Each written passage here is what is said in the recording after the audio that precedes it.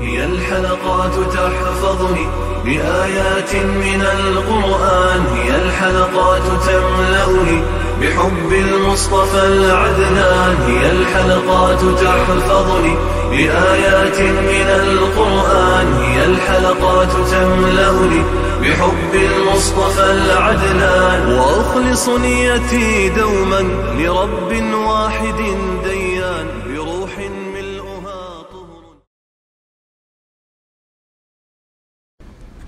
Ra'd suresi tefsiri 25. ayetten başlayıp okuyumuz inşallah. Bismillah, elhamdülillah, ve salatu ve selamu ala Resulillah, ve ala alihi ve sahbihi ve sellem. Esselamu aleyküm ve rahmetullahi ve berekatuhu. Tövende dehtanlağa İbn Kesir rahimahullah'ın Kur'an-ı Kerim tefsiri, Uygurca tercümesi, Ra'd suresi 25. ayetinden başlayıp okuyumuz inşallah. Euzu billahi mineşşeytanirracim. Allah'a bergen vədisini müstəhkəmligəndən keyin buzğanlar, Allah'ın silə rəhim qilishdən ibarət əmrini tutmağanlar, yer yüzüdə buzğunçılıq qılğanlar, əni şular la'nətki düşər boludu və ularning ahirətdiki yaman boludu. La'netki uçuraydigan ve ahiretdeki yaman boldigan bedbaxtlarning sifatlari. Mana bu bedbaxt kishilarning hali ve sifatlaridir. Allah Teala ularning ahiretdeki yaman aqibatini, ularning joyining mu'minlar erishgan joyining dal aksichi bo'ladiganligini bayon qiladi. Chunki ularning dunyodagi sifatlari mu'minlarning sifatlarining dal aksichi edi. Müminler Allah Teala'nın əhdisiga vəfa qılatdı. Allah Teala'nın xish aqrabalarga sil rahmi qilishdan ibaret əmrini bija keltirdi. Bedbaxtlar bolsa Allah Teala'ga bergen vədisini müstəhkəmligəndən keyin buzğanlar. Allah'ın sil rahim qilishdan ibaret əmrini tutmağanlar. Yer yüzüdə buzğunçılıq qılğanlar idi. İmam Buxari Peygamber aleyhisselam'nın bu vaqtda mundaq deganligini rivoyat qiladi. Munofiqning alomati 3 turlik bo'ladi. So'zlasa yolg'on so'zlaydi. Va'da qilsa va'dasiga xiloflik qiladi. Ishonchlik deb qaralsa xiyonat qiladi. İmam Buxorining yana bir rivoyatida va'da qilsa va'dasi turmaydi, jidallashib qolsa ig'zini buzadi deb bayon qilingan. Şuna Allah Teala mundaq deydi. Ayni shular la'natga duchor bo'ladi. Ya'ni Allah Teala'nın rahmetidan yiroq qilindi ve ularning oxiratdagi yomon bo'ladi. Ya'ni ular qattiq azob ve yomon oqibatga qoladi. Ularning boradigan joyi devzax bo'ladi. Devzax nima degan yomon joy?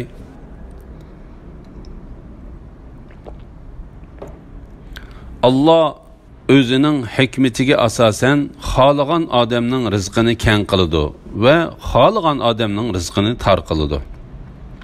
Mushriklar dünya tirikchiligiga xo'sh bo'lib ketdi. Dünya tirikchiligi oxiratga qaraganda ozg'ina narsadir. Rizqning keng yoki tar bo'lishining Allah Teala'nın qo'lida ekanligi. Allah Teala bu ayette özünün hikmeti ve adaletiga asasen xaligan adamning rizqini keng ve xaligan adamning rizqini tar qiladiganligini bayon qildi. Ani shu kafirlar bexodlashtirish ve muhlet berish yuzidan o'zlariga berilgan dunyo tirikchiligidan xo'shallanib ketadi. Allah Teala bu vaqtda mundaq degan: Ular bizning ularga mal mülk ve evlatlarını bergenlikimizni özleriga tiz yaxshilik qilganlik deb o'ylaydi. Hergiz undaq emas. Ular uqmaydi. Ondan Allah Teala mu'min bendelerge ahiretde tayyorlab qo'ygan mukofotga nisbatan dunyo tirikchiligining arzimas narsa ekanligini bayon qilib mundaq deydi. Dunyo tirikchiligi oxiratga qaraganda ozg'in narsadir.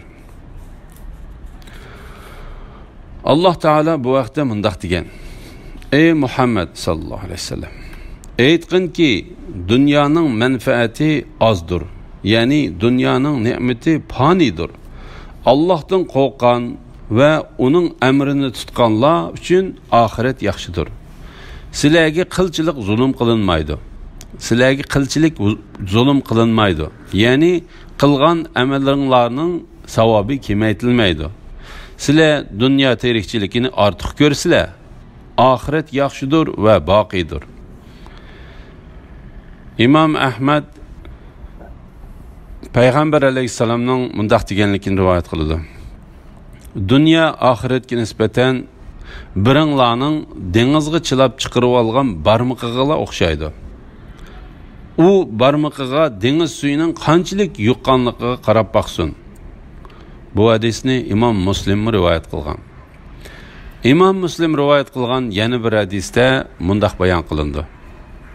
Payg'ambar alayhissalom ikki quloqi tüvidan kesib o'tilgan bir o'lik uloqning yenidan o'tib ketib o'tib mundaq deydi. Allohning nomi bilan qasamki, bu o'g'loq egisiga nisbatan arzimas narsa bo'lganligi uchun tashlab o'tilganidek, dunyo Alloh taolaning nazarida uningdan arzimas narsadir.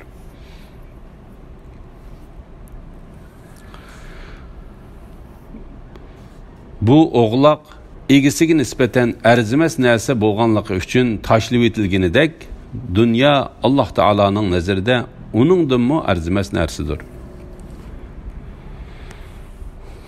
Kuffarlar nemishqi uningga Rabbidan Musaning va Isoning mo'jizasidek biror mo'jiza kelmadi deydi. Ey Muhammad sallallohu alayhi vasallam, ish Allohning ilkida, mening ilkimda emas. Allah haqiqatan xohlagan odamni gumroh qiladi, tavba qilganlarni hidoyat qiladi degan. Tavba qilganlar iymon etganlar bo'lib, ularning dillari Allohni yod etish bilan aram topadi. Bilinglarki, dillar Allohni yod etish bilan aram topadi. Iymon etgan va yaxshi amallarni qilganlar xushalliqqa, go'zal qarorgohga, ya'ni jannatga erishadi. Müşriklarning mo'jiza talab qilishi va uningga berilgan raddiya. Alloh taolo bu oyatda müşriklarning aytgan so'zlaridan xabar berdi. Nemishqi uningga Rabbi tarafidan Musaning va Isoning mo'jizasidek biror mo'jiza kelmadi. Ular mundaq degan edi. Ilgirki payg'ambarlarga o'xshash bizga biror mo'jiza keltirsin. Bu mazmunda ilgari bir qancha qitim tafsili to'xtaldik. Ularning talabini o'rinlashga Alloh taolo albatta qodirdir. Imom Ahmad rivoyat qilgan hadisda mundaq bayon qilindi. Mushriklar payg'ambar alayhissalomdan Safa teg'ini oltinga aylantirib berishni, o'zlariga oqadigan bir buloq chiqarib berishni, Makka atrofidagi tog'larni yo'tkib etib, uning o'rnini ovatlashgan bog'i bo'stonlik qilib berishni talab qilganda, Alloh taolo payg'ambariga: "Ey Muhammad sallallohu alayhi vasallam, agar sen xohlasang, men ularning talabini o'rinlayman. Ondan ular iymon keltirmasa, ularni ahli jahondan hech kimni azoblamagan azob bilan azoblayman. Agar sen xohlasang, ularga tavba va rahmat darvozalarimni ochaman" deb vahiy qildi. Payg'ambar alayhisalom ularga tavba va rahmat darvozalarini ochqin dedi.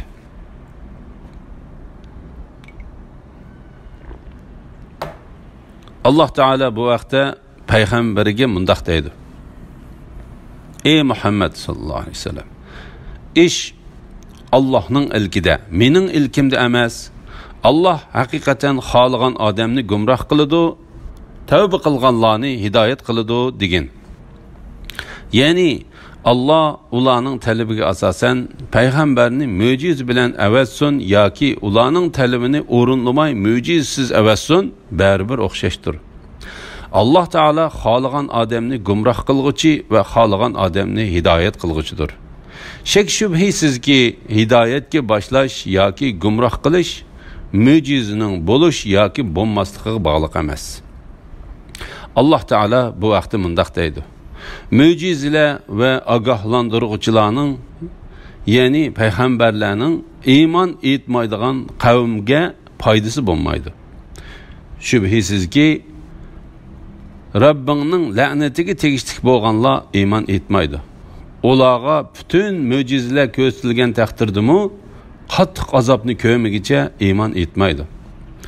Biz ularga, yani kuffarlarga farishtalarni tushirgan, o'liklarni ular bilan so'zlashtirgan. Biz hamma narsani ularning oldiga yig'ib bergan, yani ularning yuqorqi talablarini o'rinlagan taqdirdimi Allah xohlamagicha ular iymon etmaydi. Lekin ularning to'lisi buni uqmaydi. Ey Muhammad sallallohu alayhi vasallam, ish Allohning ilkida, mening ilkimda emas. Allah haqiqatan xohlagan odamni gumroh qiladi, tavba qilganlarni hidoyat qiladi degan. Yani Allah Teala'ga tavba qilgan, Allah Teala tarafga qaytgan, Allah Teala'dan yordam tilagan ve Allah Teala'nın oldida o'zini töven tutgan odamni Allah hidoyat qiladi.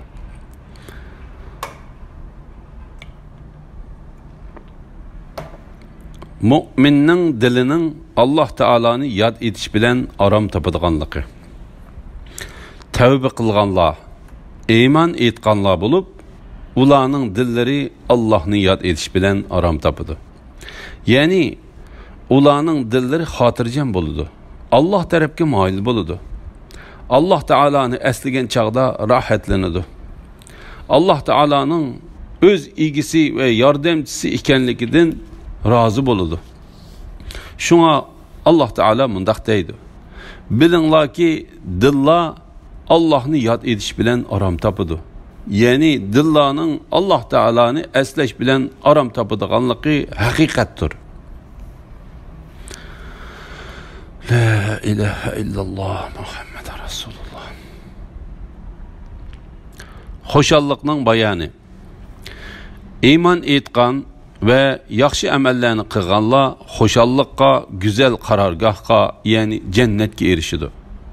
Tafsirshunoslar bu oyatdagi xo'shallik to'g'risida har xil qarashlarda bo'lgan. İbn Abu Talha, İbn Abbasning ular xo'shallikqa erishadi deganligini rivoyat qiladi.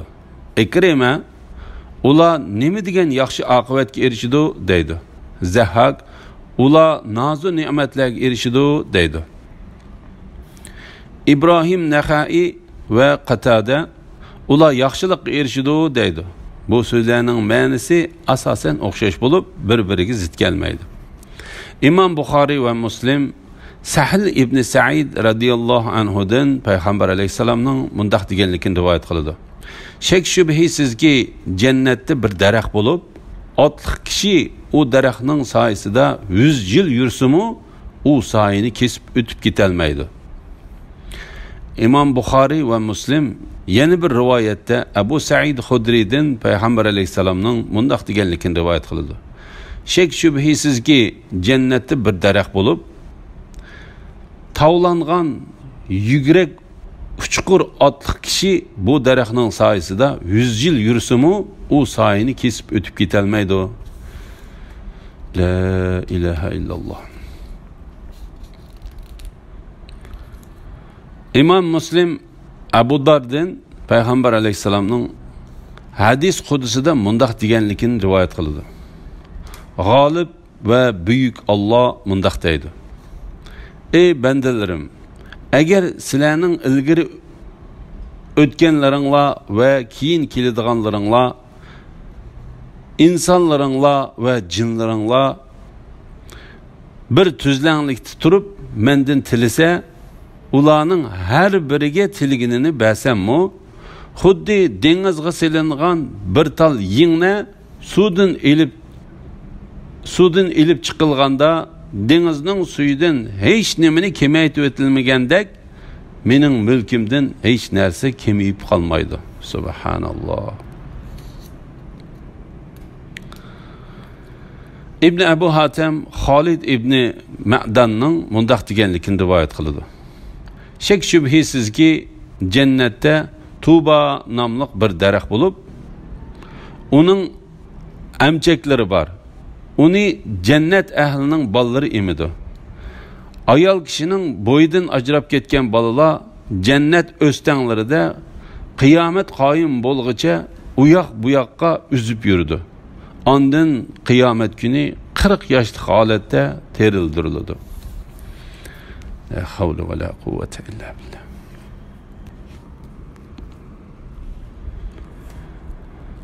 Ey Muhammed sallallahu aleyhi ve sellem, biz sana vahiy qilgan kitobni ularga o'qib berishing uchun senden ilgari payg'ambarlarni avatgandek seni shundoq bir ummatga avatdikki, uningdan burun nurg'un ummatlar o'tgan. Halbuki ular, ya'ni mushriklar, marhamatlik Allohni inkor qilmoqda. Ey Muhammed sallallahu aleyhi ve sellem, bu mushriklarga aytqinki, u mening Rabbimdir. Uningdan boshqa hech ma'bud barhaq yo'qdir. Uningga tavakkul qildim va uning dargohiga qaytaman. Payg'ambar alayhissalomni avatishdagi maqsadning o'ziga vahiy qilingan Qur'onni o'qib berish va uningga da'vat qilish ekanligi. Alloh taolo mundaq deydi: Ey Muhammad sallallohu alayhi vasallam, biz sana vahiy qilgan kitobni ularga o'qib berishing uchun, ya'ni Alloh taolaning amr farmonlarini ularga yetkazishing uchun seni bu ummatga payg'ambar qilib avatdik. Shundaqla ilgari o'tgan Alloh taolaga kofir bo'lgan ummatlarga payg'ambarlar avatgan edik. Sendan ilgirki payg'ambarlar haqiqatan inkor qilindi. Shunga ulardan oladigan ulgu bor. Biz payg'ambarlarni inkor qilganlarga qattiq azob uqubat tushirdik. Seni inkor qilgan mushriklar ularga tushgan azobning o'zlariga tushib qolishidan hazar qilish kerak. Chunki ularning seni inkor qilishi sendan boshqa payg'ambarlarni inkor qilganlarning gunohidan ig'irdir. Alloh taolo bu vaqtda mundaq deydi: Ey Muhammad sallallohu alayhi vasallam, Allah nomi bilan qasamki, senden ilgari o'tgan ummatlarga haqiqatan payg'ambarlar avatdik. Şeytan ularning amallarini o'zlariga chiroyli ko'rsatdi. Şeytan bugun bularning yordamchisidir. Şeytan bugun ularning yordamchisidir. Ular oxiratda qattiq azobga duchor bo'ladi. Sendan burun o'tgan payg'ambarlarmi inkor qilindi. Ular inkor qilinganligiga va o'zlariga yetgan arziyatlarga sabr qildi. Oxir ular bizning yordamimizga erishdi. Allohning so'zlarini har qanday odam o'zgartirmaydi. Shubhisizki payg'ambarlarning qissalari sana nozil bo'ldi. Ya'ni payg'ambarlarimizga qanday yordam berganligimiz ularga va ularning ergashuvchilariga dunyo va oxiratda qanday yaxshi oqibatni ato qilganligimiz haqidagi xabar sana yetib keldi. Halbuki ular, ya'ni mushriklar marhamatlik Allohni inkor qilmoqda. Qatada mundaq deydi: Ya'ni biz seni payg'ambar qilib avatgan bu ummat marhamatlik Alloh taoloni inkor qilib, uni e'tirof qilishdan yuz o'rdi. Chunki ular Alloh taolaning marhamatlik va mehribon degan sifatini yomon ko'radi. Shunga ular Hudaybiya sulhisi bo'lgan kunda kelishim nomini nihoyat shafaqatlik va mehribon Allohning ismi bilan boshlayman deb yozishga unamay, biz marhamatlik va mehribon Alloh deganni bilmaymiz deyishdi. İmam Buxoriy rivoyat qilgan bir hadisdimi mushuning o'xshash bayon qilingan. Alloh taolo bu vaqtda mundaq deydi: Allah deb atsanglarmi bo'ladi, Rahman deb atsanglarmi bo'ladi. Qaysini atsanglar hammasi yaxshidir. Chunki Allohning nurg'un go'zal ismlari bor degin. İmam Muslim Abdullah ibn Umar radhiyallohu anhumadan Payg'ambar alayhissalomning mundaq deganligini rivoyat qildi. Shek shubhisizki Alloh taolaga eng suyimlik ismlar Abdullah ve Abdurrahman degan ismlardir. Ey Muhammed sallallahu aleyhi ve sellem, bu müşriklarga aytqinki, u mening Rabbimdir. Uningdan boshqa hech ma'bud barhaq yo'qdir. Ya'ni mana bu sizlar inkor qilayotgan Allohdir. Men uningga ishinaman, uni e'tirof qilaman. Uning Rabb ve ma'bud ekanligini iqror qilaman. U mening Rabbimdir. Uningdan boshqa hech ma'bud barhaq yo'qdir. Jimi ishlarimda uningga tavakkul qildim ve uning dargohiga qaytaman. Ya'ni Alloh taolodan boshqa men dargohiga qaytadigan hech ma'bud yo'qdir. Elhamdülillah, Allah şükürler olsun. Yukarıda Ra'd suresi tefsirinden 30. ayetkiçi anladınlar. Ahirini keyin qitimliq o'qishimizda davomlashtiramiz inşallah. Ve sallallahu ala Muhammed ve ala alihi ve sahbihi ve sellem. Esselamu aleyküm ve rahmetullahi ve berekatuhu.